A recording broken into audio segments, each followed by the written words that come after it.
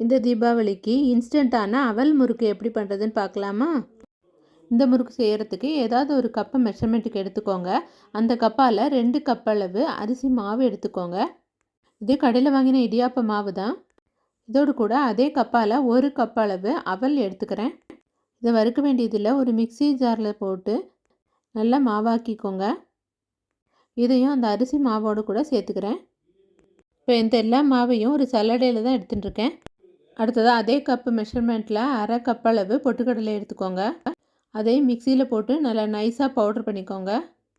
இந்த மாவையும் அரிசி மாவு அவல் பொடிச்சதோடு சேர்த்து கலந்துக்கோங்க. இப்போ இந்த எல்லா மாவையும் சின்ன கண்ணுள்ள சல்லடையில் நல்லா நைஸாக சலித்து எடுத்துக்கிறேன்.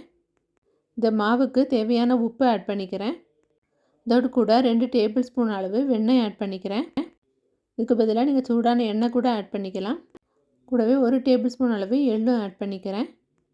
அதுக்கு பதிலாக சீரகம், ஓமம் எது வேணாலும் எடுத்துக்கலாம். வெண்ணெயை ரூம் டெம்பரேச்சரில் ஆட் பண்ணிக்கோங்க. இந்த எல்லா பொருட்களையும் மாவோடு சேர்த்து ஈவனாக மிக்ஸ் பண்ணி விட்டுக்கலாம். கலந்ததுக்கப்புறம் மாவு கையால் பிடிச்சா பிடிக்கிற பதத்தில் இருக்கணும். இப்போ இதோடு கூட வார்ம் வாட்டரை ஆட் பண்ணி நல்லா பிசைஞ்சுக்கலாம்.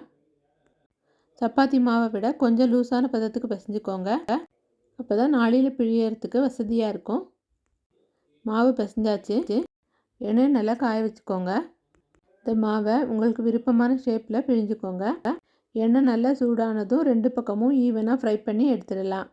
அவ்வளோதான், கிறிஸ்பியான அவல் முறுக்கு ரெடி.